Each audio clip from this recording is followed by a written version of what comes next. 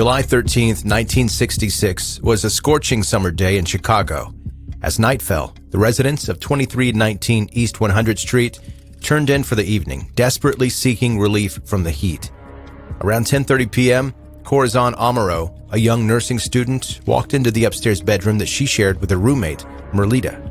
She locked the door behind her and got ready for bed, climbed up on the top bunk, and laid down. About half an hour later, they heard 4 soft knocks on the door. She opened it, expecting to see one of the housemates, but instead a strange man stood on the other side, a tall man with combed-back hair and a badly pockmarked face. He was dressed in all black, and in his right hand, he held a gun. In today's Part 1 episode, we're talking about Richard Speck, one of the most infamous mass murderers in American history.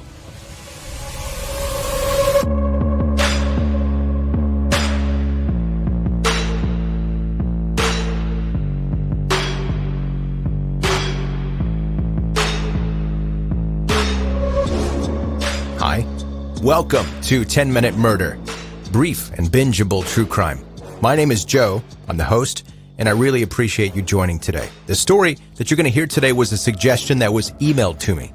And instead of making one short episode that would maybe only scratch the surface of Richard Speck, a killer that I personally had never heard of before, I don't know how I'd never heard of this one, but I decided to make it in a couple of parts so that you, like I did, can get a good look at his life and crimes that led up to the hot summer day in 1966, where he killed 8 nursing students. By the way, if you would like to get in touch with me, to send me a story idea, show me the 10 Minute Murder shirt that you bought from the 10 Minute Murder merch shop, send me a chain letter to ensure that I have good luck for the next 7 years, or to chat about whatever you want to. The email address is joe@10minutemurder.com. And before we get going today, be sure to subscribe to 10 Minute Murder and always get the new episodes right away. If you listen and enjoy the podcast, please let your friends know about it and connect with 10 Minute Murder on social media. Now, part 1 of the story today.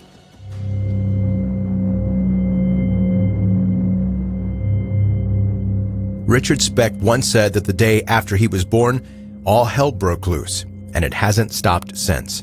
That day was December 6th, 1941. And if it sounds familiar, that's because that was also the day of the attack on Pearl Harbor.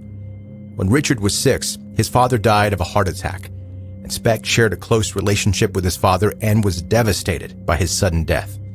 When he was 9, his mother remarried a traveling salesman named Carl Lindbergh. She moved the family to his home outside of Dallas, Texas, pulling young Richard into a tornado of chaos and violence. Lindbergh was an alcoholic with a long rap sheet, with crimes ranging from drunk driving to forgery. He was also extremely abusive to his stepchildren, and for some reason, Richard bore the brunt of his stepfather's bullying. He constantly insulted and taunted Speck, and seemed to relish in telling him how worthless he was. The bullying profoundly affected Speck, and it destroyed his self-esteem. 2 years after the move to Texas, the family experienced sudden tragedy once again. One of Speck's older brothers died in a car accident. That accident only made Speck further retreat into his shell through middle school and on to high school. He failed to make friends and could barely bring himself to participate in class. He suffered from terrible acne, which only served to make him more insecure. He truly believed what his stepfather had told him, that he was a worthless loser and the world would reject him. Quick to anger and violence, he morphed into a spiteful young man. If this were happening today, the kids would say, Richard Speck wants all the smoke. He wanted to fight back at a world that he thought hated him. In his teenage years, Speck fell in with the tough, older crowd who, like his stepfather, were petty criminals. Richard drank, stole jewelry, and burglarized homes. He was always looking for a fight, and throughout his youth, he suffered several injuries while fighting, including multiple concussions that may have caused lasting brain damage. But he didn't let those injuries deter him. He just kept throwing punches.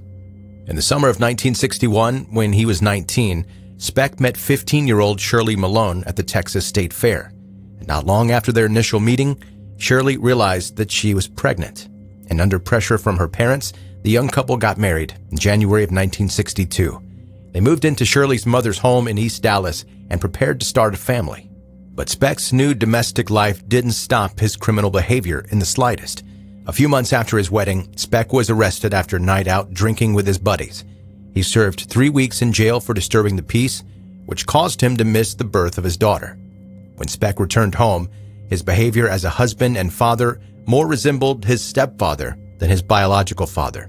He was violent and unstable, freely cheating on his wife and sexually assaulting her on several occasions.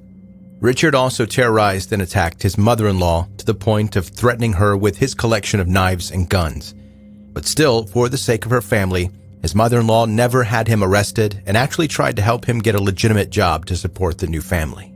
In the summer of 1963, 21-year-old Speck went on a miniature crime spree, stealing beer, cigarettes, and cash from a store. Speck was sent to prison for what would be his longest stint to that point. It appeared that on the inside, he was turning his life around. Richard was well-behaved and even began attending church services pretty often. Speck claimed that he was ready to leave the criminal behavior in the past and find honest work as a carpenter.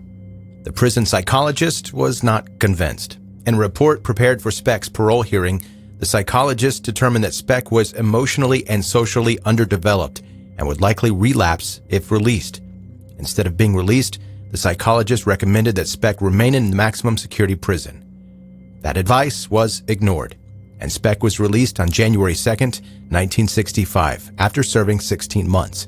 Almost immediately, he proved the prison psychologist to be spot on in their assessment. On January 9, 1965, 23-year-old Speck was loitering in the dark parking lot of an apartment building in Dallas just after 2 a.m. He was drunk and carrying a long knife with him. He was looking for a fight or something worse. Speck spotted a young woman across the lot, walking towards the apartment building. He watched her from the darkness, and as she walked by, he pounced. Speck tackled her and held the knife to her throat, and he told her not to scream, but she was too terrified to do anything but scream. It got the attention of a neighbor, and Speck fled into the surrounding alleyways, trying to slip back into the darkness. Police cars were on the scene within minutes and combed the area. Richard tossed the knife into the bushes and tried to walk away naturally, but the cops had already spotted him before Speck had a chance to run for it. The police cornered him in an alley and arrested him.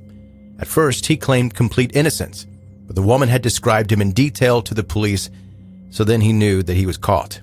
He said that he was in a drunken haze and could not remember the attack.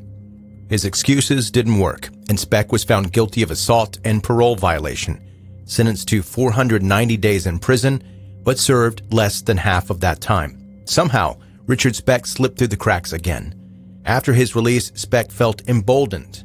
He'd seemingly beaten multiple felony charges over the previous years. In fact, Speck wore his criminal past as a badge of honor of his rebellion against the world, so his violent behavior only escalated. His wife, however, had had enough and left him by the end of 1965. Speck wasn't surprised by the failure of his marriage, though. It was just another example of the world rejecting him, even if he was the cause of it. In the immediate aftermath of his divorce, Speck went out looking for trouble, needing to release his internalized anger. He instigated an argument with a drinker at a bar, which escalated into a full-on fight. It ended when Speck pulled out a switchblade and stabbed the guy. He turned to his mother for help. She hired a lawyer who successfully framed the stabbing in the context of just a good old-fashioned bar fight. The assault charge was reduced to disturbing the peace. Speck was fined $10. 2 months later, Richard Speck was back to doing Richard Speck things. He stole 70 cartons of cigarettes from a grocery store and tried to sell them in a nearby parking lot. Speck managed to get rid of the cigarettes and flee before the police arrived, but an arrest warrant was issued. Speck worried that the cops and courts might have a personal grudge against him after failing to imprison him for the stabbing. If they caught him, they would throw the proverbial book at him. So Speck decided to run. On March 9, 1966, as the police searched for him, Speck boarded a bus headed north. He wanted to go back to the beginning, back to the last place that he felt happy and accepted, his hometown in Illinois. But Speck was no longer a quiet, lonely child. He was now a one-man storm of chaos and crime. And when he returned home, violence inevitably followed.